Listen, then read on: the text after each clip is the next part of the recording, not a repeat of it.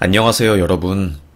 저에게 이런 일이 벌어질 줄은 가히 상상도 못해서 꼭 사연을 전해드리고 싶어서 이렇게 글을 쓰게 되었습니다.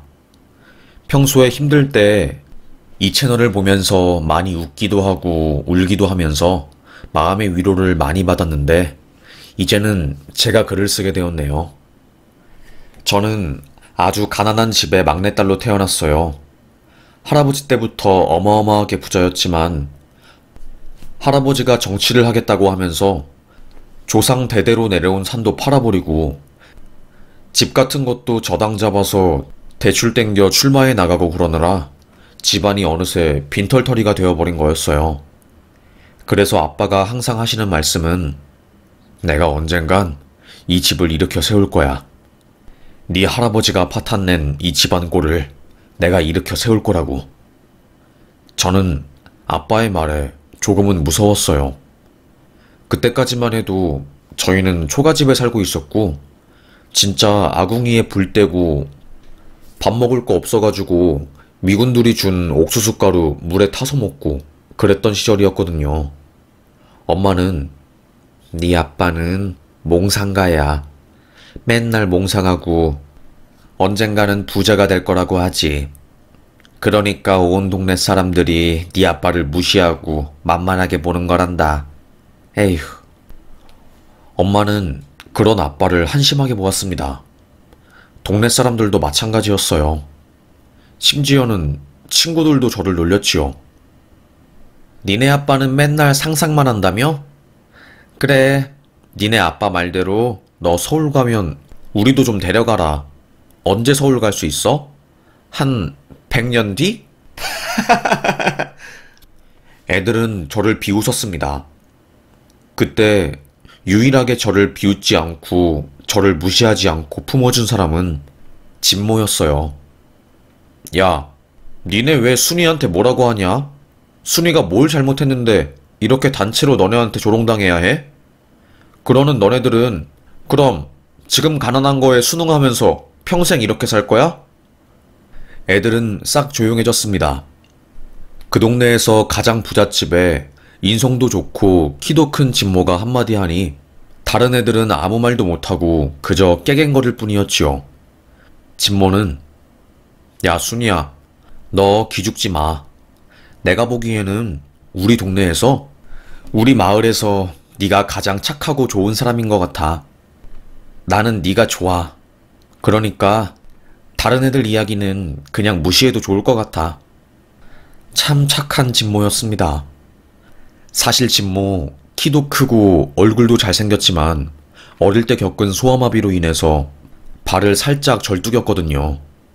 그래서 잘난 집안의 외동아들임에도 불구하고 어른들끼리 은근히 진모를 무시하고 그런 게 있었어요. 저랑 비슷한 처지였던 진모였기에 저의 마음을 더 잘 알고 저에게 잘해줬지요.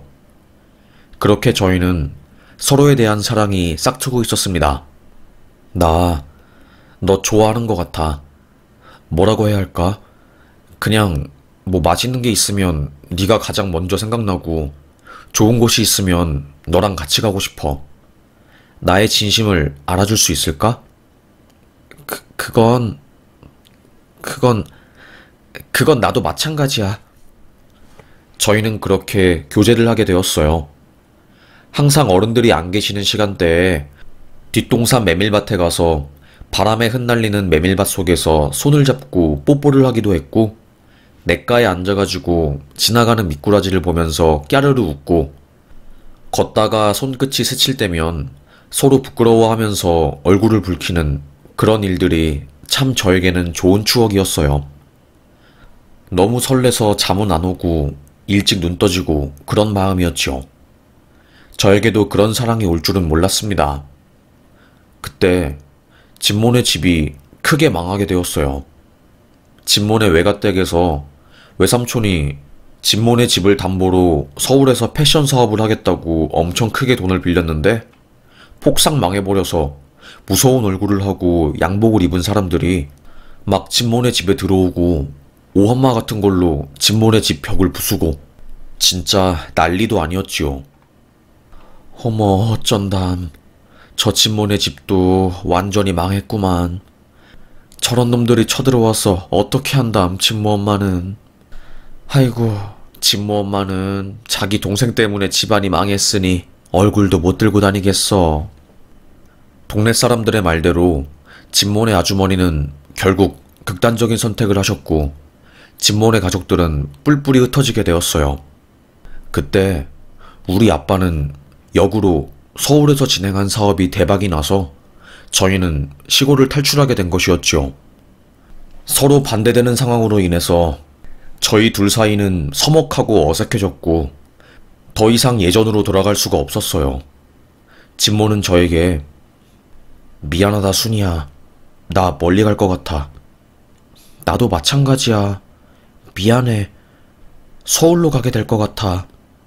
하지만 진모 네가 내게 준 그 따뜻한 사랑과 설레는 마음은 죽어서도 잊지 않을게. 나도 마찬가지야. 너로 인해서 내 삶이 행복해졌고 이렇게 내 감정이 다채로운지 처음 알게 되었어. 언젠간 다시 만날 날을 기약하면서 살자. 그렇게 생이별을 하게 된 거였어요. 서울로 올라가게 된 저는 아빠의 꼭두각시가 되었습니다. 아빠는 돈은 많이 벌었지만 명예는 가지지 못했어요.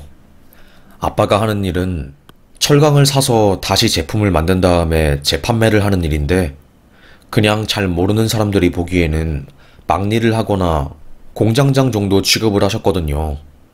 아빠는 돈 많은 사람들은 항상 아쉬워하는 것이 돈으로도 못 사는 것들을 아쉬워하는 거야. 그러니 너는 무조건 명예가 있는 집안에 시집을 가야 해. 그래야지 우리 집안에 부족한 것을 메꿔줄 수 있는 거야. 아빠는 저에게 거의 반협박 가깝게 말씀하셨던 것 같아요. 저는 그래서 아빠 때문에 적성에도 안 맞는 음악을 하게 되었지요. 아빠가 어디서 들은 것인지 돈만 잘 바르면 음대 좋은 곳에 갈 수 있고 그곳에 가면 그냥 소위 시집 잘 가는 거는 그냥 따놓은 당상이라고 그랬던 거죠. 진짜 힘들었어요. 물론 부모님이 좋은 교육을 저에게 시켜준다는 점에서는 굉장히 뿌듯했지요. 그런데 문제는 좋은 교육을 받는 저였습니다. 적성에도 안 맞는 음악 수업을 듣고 과외 선생님은 또 어찌나 무섭던지 너 이따구로 할래? 회초리 가지고 와. 종아리 좀 얻어 맞아야겠다. 소리를 지르셨어요. 진짜 너무너무 무서웠습니다. 손이 벌벌벌 떨릴 정도였어요. 맨날 제가 제대로 안 하면 체벌하고 거의 지옥이었지요. 저는 아빠의 욕심에 맞추어 일하고 공부하는 꼭두각시가 되었습니다. 그래도 어찌되었건 그 덕에 좋은 대학은 입학할 수 있게 되었지요. 와, 순이야, 너 부럽다. 그렇게 멋진 명문대 가고 진짜 대단한데? 어떻게 이럴 수가 있냐? 와, 장난 아니다 진짜로. 다들 저를 우러러보고 부러워했습니다. 하지만 저의 마음은 속빈 강정이었지요. 제가 진짜로 하고 싶은 건 다른 일이었는데 저는 생명공학과에 진학해서 신약을 연구하는 일을 하고 싶었는데 절대로 그거는 제가 걷지 못할 길이었습니다. 아버지는 생명공학은 돈도 안 되고 고생만 하는 일이라고 하면서요. 저는 억울했죠. 가슴이 답답했습니다. 너무너무 힘들었어요. 그러다가 엄마가 제가 힘들어하는 것을 눈치채서 저를 시집 보낸 거였습니다. 순이야, 어차피 음악대학 나와서 먹고 살 수 있는 길도 별로 없으니까 너는 그냥 시집이나 가서 평범하게 살아라. 삶에 대한 의욕도 없고 맨날 죽는 생각만 했었던 저는 엄마의 말에 순응했지요. 부모님은 저의 사익감을 찾기 위해서 부단히 노력을 하셨고 저는 결국 한 정치인 집안의 외동아들과 결혼하게 되었어요. 그 남자는 야망 있고 미국에서 공부도 많이 하고 서울대에 그냥 겉으로 보기에는 부족한 것 없이 다 가진 남자처럼 보였지요. 그래서 처음에 그 남자와의 결혼은 꿈만 같았어요. 주변에서 야, 니는 부모님 잘 만나서 진짜 멋진 남자랑 결혼까지 하고 부럽다. 우리는 흙수저라서 그런 사람 만날 기회도 없고 만나더라도 교제까지 넘어가지도 못해. 그러게 진짜 결혼 잘한 네가 승리자인 거야. 여자는 결혼을 잘해야지 말년이 편하고 평생 행복해. 남편이 주는 사랑 받으면서 여자들은 행복해지는 거야. 다들 저를 부러워했습니다. 저도 평생 제가 행복한 사람이 될 줄 알았지요. 그런데 인생은 뜻대로 흘러가지가 않더라고요. 파도 같은 게 인생이더라고요. 결혼 초에는 남편이 그렇게 자상할 수가 없었어요. 자기야, 오늘 힘들었지? 내가 발 마사지 해줄게. 우리 자기 저녁은 내가 무조건 책임지고 해줘야지. 안 그래? 씩 웃었습니다. 저는 진짜 고맙더라고요. 그런데 시간이 지날수록 남편은 저에 대한 마음이 식었던 거였어요. 저희 집안이 흔들리고 아빠의 사업이 외환위기로 휘청이니까요. 그리고 결정적으로 남편과 저 사이에는 아이가 한 명 있었어요. 아들이었고요. 제가 바로 첫째부터 아들을 낳자마자 시댁에서는 아이고 우리 며느리가 복덩이지. 아들을 바로 임신하고. 진짜 대단해. 나는 이래서 며느리가 마음에 쏙 들어. 아주 아이도 순풍순풍 낳고 사니까 얼마나 좋아. 저를 좋아해 주셨는데 아이와 제가 차를 타고 영동고속도로에서 올라오다가 큰 교통사고를 당해버린 겁니다. 사중 충돌 사고였고 뉴스에도 나올 정도로 큰 사고였어요. 그 사고에서 생존자는 오직 저 하나뿐이었으니까요. 아들은 앞에 범퍼가 찌그러지면서 늑골이 부러졌고 그게 폐 쪽으로 깊숙이 찔리면서 급사했고요. 저는 정신을 잃고 경미한 뇌출혈 이외에는 다친 곳이 없었습니다. 엄청난 교통사고였는데 정말 저만 살게 된 것이었지요. 그래서 저는 죽고 싶었어요. 하느님, 누군가를 데려갈 거면 저를 데리고 가지. 왜 우리 어린 아들을 먼저 데리고 가셨어요? 부모를 잃은 자식을 일컫는 말은 있어도 자식을 잃은 부모를 일컫는 말은 없잖아요. 왜 이렇게 저에게 힘든 일을 내려주신 겁니까? 정말 울고불고 난리가 났지요. 시댁에서는 이제 원망스러운 마음을 저에게 쏟아낸 거고요. 저는 아무 말도 할 수 없었어요. 그때부터 남편과의 사이도 점점 더 심하게 서먹해지기 시작했습니다. 그리고 교통사고로 인한 충격으로 자궁에 파열이 생겨서 저는 더 이상 아이를 가질 수 없다는 판정을 받았어요. 남편은 에이씨, 아이를 못 가지면 나는 어떻게 해? 내가 결혼을 왜 한 건데?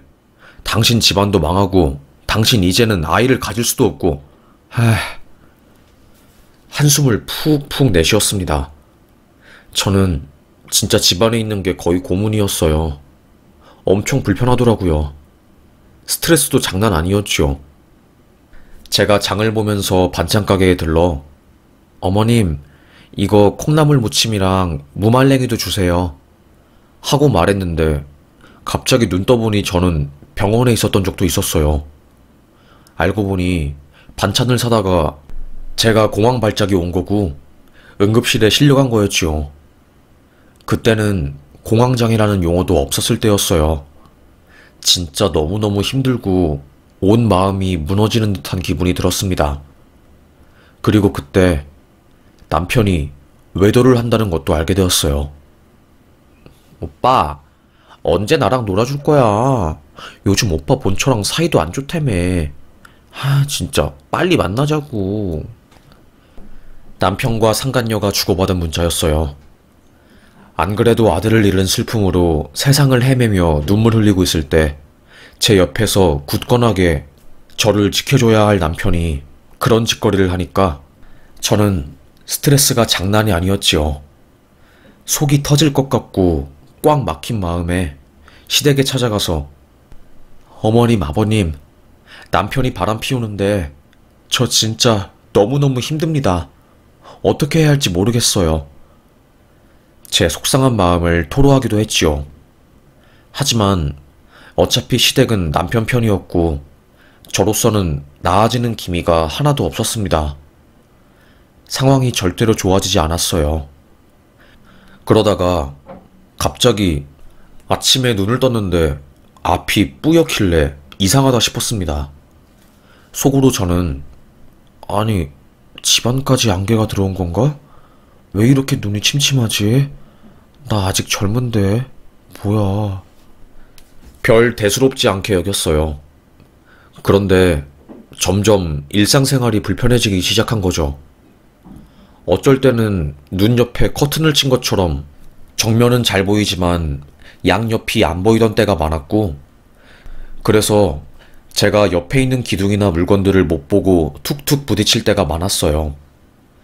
나중에 보니까 온몸에 멍이 들어 있고 이대로는 안 되겠다고 생각한 저는 병원에 가게 된 것이었죠. 안과 의사는 일단 백내장이랑 녹내장은 아닙니다. 아직 나이도 젊으시고 백내장이랑 녹내장이 올 나이는 아니라고 생각해요. 그런데 제가 의심되는 것은 양옆 시야가 좁아진다는 것인데, 이건 뇌에 종양이 생겨서 전두엽 쪽이나 뇌하수체 신경을 누르면 이렇게 시력이 안 보이거든요. 일단 제가 소견서 써줄 테니까 대학병원 가시면 바로 예약해서 진료보실 수 있을 것 같습니다. 한번 가서 받아보세요. 빨리 가면 갈수록 좋으니까 미루지 마시고 바로 대학병원 가셔서 예약 잡는 걸 추천하겠습니다. 동네 안과 의사의 말로는 만약에 뇌에 신경이 눌린 거면 수술도 힘들고 최악의 경우에는 실명까지 각오해야 한다는 말이었어요. 심장이 쿵 했지요. 아닐 거야, 아닐 거야. 벌벌 떨리는 마음으로 대학병원에서 검진을 받았는데 의사의 말은 저를 절망시켰습니다. 스트레스를 많이 받으셨나 봐요.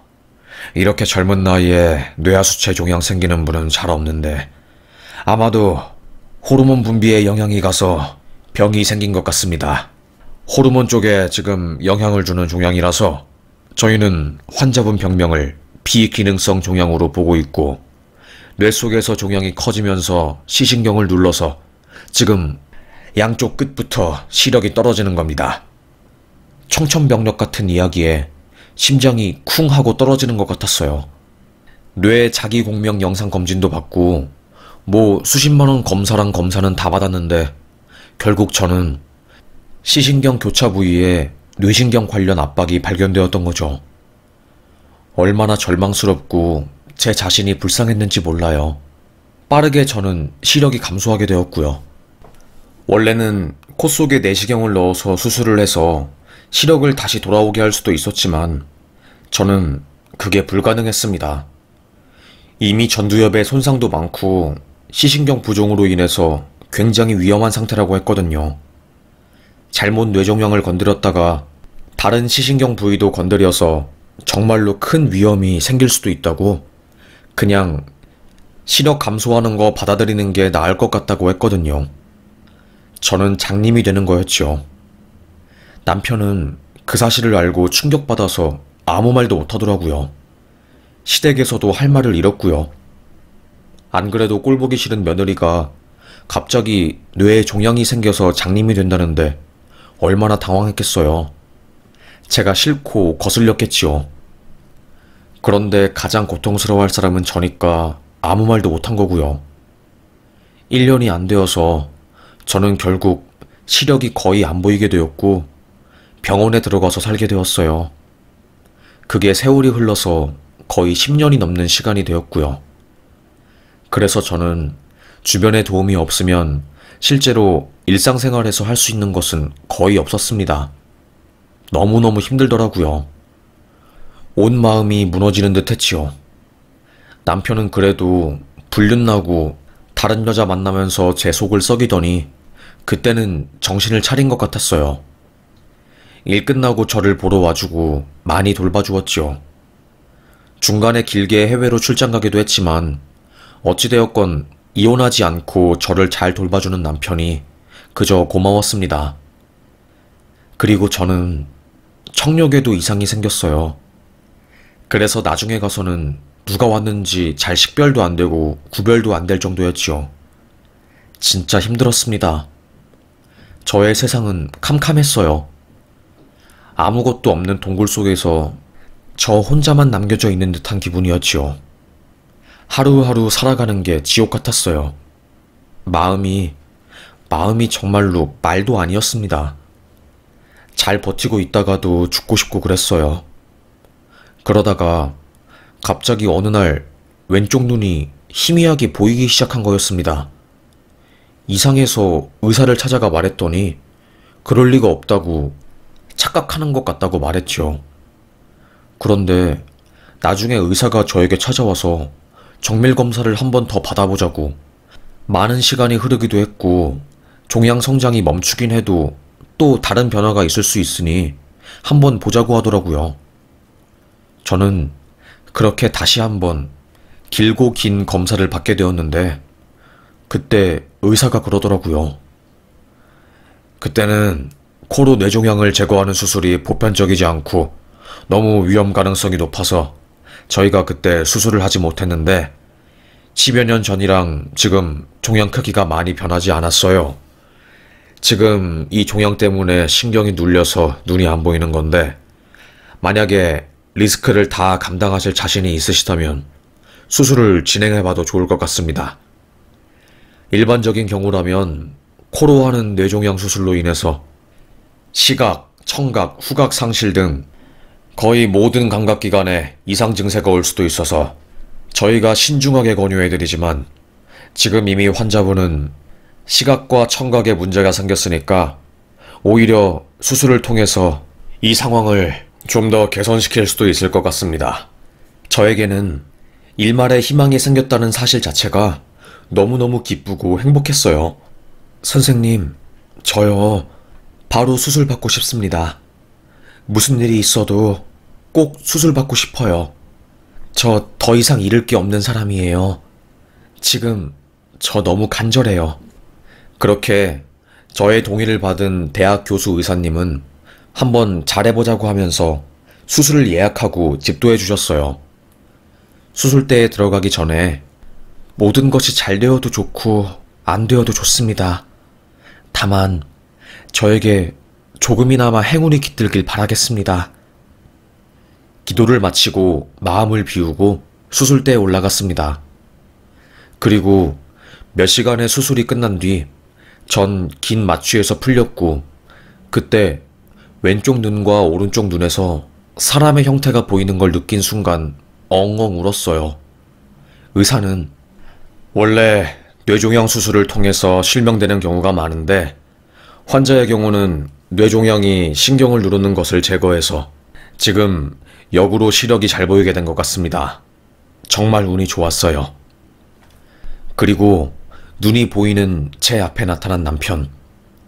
그 남편은 저의 원래 남편이 아니었어요. 수술을 끝내고 병실에 누워있는 제 앞에서 숨죽이면서 펑펑 울고 있던 그 남자는 20여 년 전에 첫사랑이었던, 죽어서도 잊을 수 없는 그 남자인 진모였지요. 진모네 집안이 망해서 빚쟁이한테 쫓기느라 저희는 강제로 이별할 수밖에 없었고 나중에 다시 만날 날을 기다렸지만 저는 부모님의 강력한 의지로 부잣집 아들에게 시집가서 평생을 고생하면서 살았던 거였어요. 진모 오빠는 성인이 된 이후로 일본으로 넘어가서 사업을 하고 다시 집안을 일으켰고 그제서야 저를 찾게 된 거였어요. 그때 제가 이미 유부녀라는 것을 알고 모든 것을 포기하고 여자도 만나지 않고 일만 했는데 그러다가 남편이 저에게 이혼 소송을 해서 제가 이혼하게 되었다는 것을 알게 된 거였습니다. 저는 몰랐어요. 제가 이혼한지도 몰랐습니다. 시댁에서는 저 몰래 당사자는 모르는 이혼을 진행한 거였죠. 제가 아프니까 법정 대리인을 통해서 이혼시켜버린 거였고요. 그래서 20여 년 동안 절 돌본 사람은 제 남편이 아니라 나와 첫사랑을 나누었던, 나의 온 마음을 줬었던 그 남자인 진모였던 겁니다.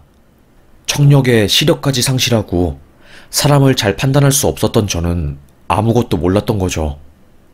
남편도 나를 배신하고 나를 떠난 와중에 나를 지킨 사람, 시력도 잃어버리고 청력도 잃어버리고 집안도 망해버린 소위 가진 게 아무것도 없는 여자인 저를 거두어주고 곁에서 묵묵하게 자기의 존재를 숨기고 저를 돌봐주고 사랑해준 남자는 진모였어요.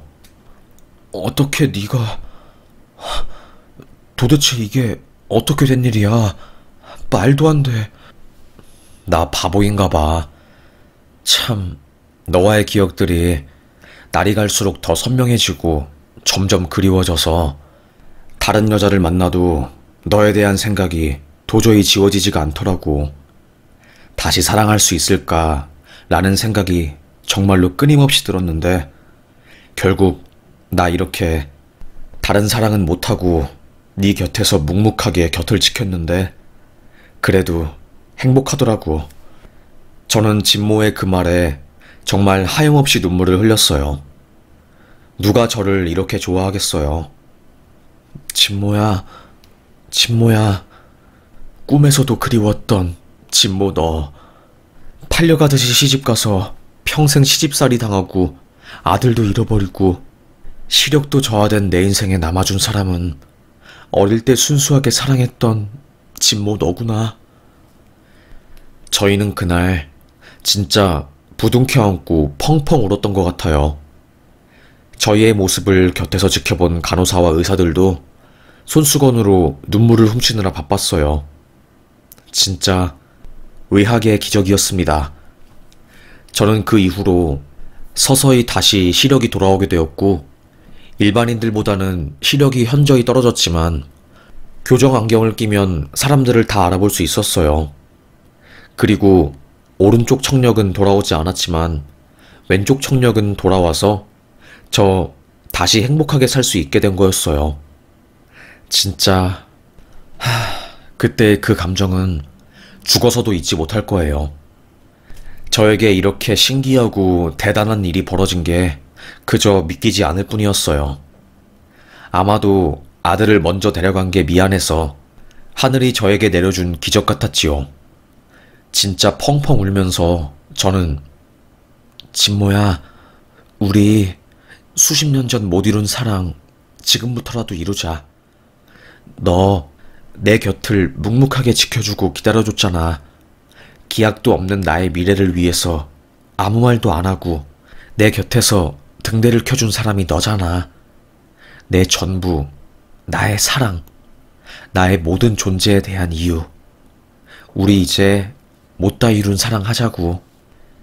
저는 퇴원을 하고 나서 바로 진모의 손을 잡고 혼인신고를 했어요. 수십 년 전과는 저희 모습이 많이 달라진 상태였어요. 저는 얼굴에 주름도 자글자글했고 곱디 고운 피부도 다 상해버리고 그리고 또 진모는 과거와 다르게 힘도 약해지고 많은 것들이 변했지만 그래도 저는 너무 좋았어요. 함께 있다는 사실 그 자체, 그리고 나를 지켜주는 어떠한 존재가 있다는 게 저에게는 무척이나 새롭게 다가오기도 하고 다시 제2의 인생을 사는 것 같았습니다.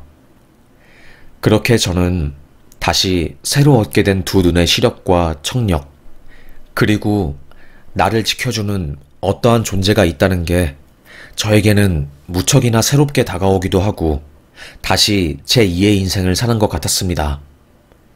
그렇게 저는 다시 새로 얻게 된 두 눈의 시력과 청력, 그리고 너무나도 사랑하는 존재와 함께 하루하루를 살게 되었어요. 그러다가 전 남편을 우연히 만나게 되었고 그때 저는 모든 게 무너져 내리는 듯 했어요. 나를 배신한 사람을 만나니까 저는 속절없이 무너지더라고요. 마음이 와르르 쏟아지는 것 같았습니다. 아무 말도 하지 못했어요. 그러다 남편이 저에게 미안해. 당신한테 말하지 않고 내가 몰래 당신과 이혼을 준비하고 대리인과 이렇게 이혼을 처리한 거. 그런데 정말 당신이 부럽더라고. 당신이 전에 만났던 진모라는 그 남자가 나한테 그러더라. 이렇게 소중하고 너무나도 아름다운 사람이랑 이혼해줘서 고맙다고. 당신과 순희 씨가 이혼해서 드디어 순희 씨가 혼자서 반짝반짝 아름답게 빛날 수 있게 되었다고. 이제 그 빛나는 보석과도 같은 그 여자를 내가 지킬 거고 더 반짝반짝하게 빛나게 해줄 거니까 이제 더 이상 순희 씨 인생 근처에서 얼씬도 거리지 말라고 하더라고.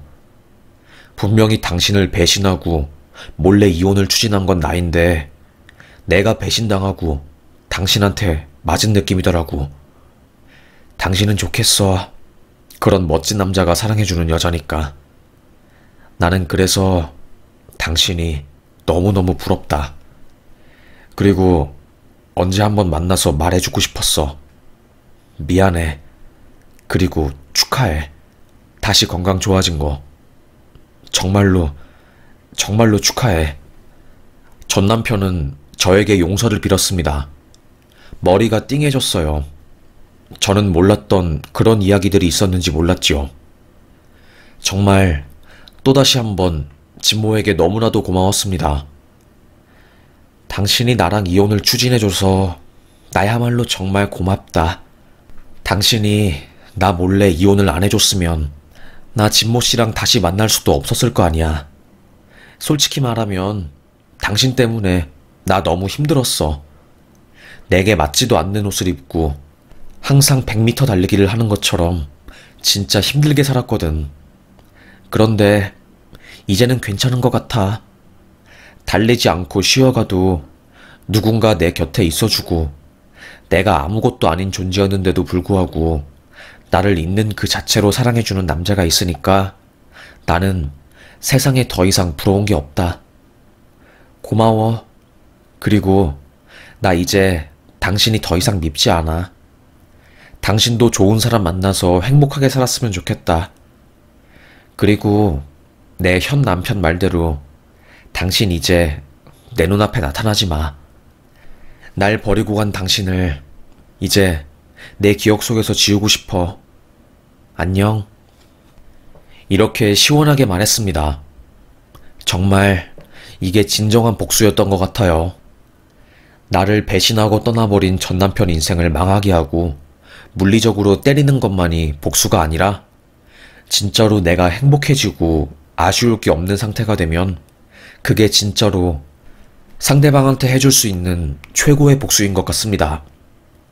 최고의 복수는 용서이고 그보다 더 최고의 복수는 내가 행복하다는 건데 저는 진짜 최고의 복수를 한 것 같습니다. 그래서 이제 마음에 아무런 의문이 없네요. 시부모님들도 나중에 제 소식을 듣고 두 분 다 미안하다고 이제 잘 살았으면 좋겠다고 하면서 따로 연락을 주셨네요. 하긴 그들이 이해가 안 가는 것은 아니었어요. 자기네 아들이 빨리 아픈 며느리랑 이혼해서 새로운 여자를 만나길 바라셨겠지요. 그래서 저는 시부모님들도 밉지가 않았어요. 제가 이런 말을 하니까 진모는 당신이 성숙하고 좋은 사람이라서 그런 생각을 할 수 있는 거야. 그러니까 용서하는 것도 가능하고 다른 사람들의 마음까지 품어줄 수 있는 거지. 내가 이래서 당신이 좋아. 당신은 항상 누군가를 따뜻하게 품어주고 그리고 정말 넓은 마음을 가진 것 같아. 고마워 당신. 너무너무 고마워. 제가 남편에게 고마워해야 하는데 되려 남편이 저에게 고마워하니까 저는 뜨거운 눈물을 흘렸어요. 그렇게 저희는 뒤늦은 사랑을 시작하게 되었고 재혼 이후로 정말 하루하루 행복하게 사는 것 같아요. 그리고 남편은 남을 도와주는 것을 너무나도 좋아해서 저랑 함께 주말마다 봉사를 가기도 하고 사람들에게 음식도 만들어주고 있습니다. 그리고 저는 저의 병 이야기를 사람들에게 공유하면서 살고 있어요. 뇌종양 진단을 받은 사람들이 모여있는 카페가 있는데 거기 제 이야기를 적으면서 저의 힘들었던 과거와 행복해진 지금 이야기를 말씀해드리면서 저요, 정말 지금 남부러울 것 없이 마음이 꽉 찬 상태로 즐겁게 살고 있습니다. 혹시라도 저와 비슷하게 뇌종양에 걸려서 예기치 않게 장애인이 되시거나 갑작스러운 병으로 힘들어하시는 분들께 이야기를 해드리고 싶어요. 현실을 받아들이고 내가 그 현실에서 할 수 있는 최선을 다하면 분명 좋은 날이 올 거라는 사실을요. 여러분, 현실을 받아들이세요. 그러면 또 다른 세상이 펼쳐집니다. 저를 믿으세요. 그리고 혼자가 아닙니다. 당신이 혼자라고 생각해도 당신 주변에 있는 정말 많은 사람들이 당신을 응원하고 있어요. 당신이 힘들다고 손을 내밀면 도와줄 사람들 정말로 많습니다. 저도 응원하겠습니다. 투병 기간 동안 저도 이 채널의 사연을 들으면서 많은 위로를 받았기 때문에 이제는 누군가를 위로하고 싶은 마음에 지금 이렇게 글을 쓰게 되었네요. 참 서툴고 미약한 저이지만 이렇게 끝까지 사연을 들어주셔서 감사합니다. 그리고 복수하고 싶은 존재가 있다면 어쩌면 용서하고 그 사람을 품어주는 것이 최고의 복수일 수도 있어요. 그 사람이 너무나도 밉다면 집에서 막 욕을 해보세요. 아니면 연락해서 하고 싶은 말을 다 해보세요. 그러다 보면 나의 마음이 가벼워지고 편안해지는 것을 느낄 수 있을 거예요. 그리고 나서 그 사람을 용서하세요. 그래야지 내가 살겠더라고요.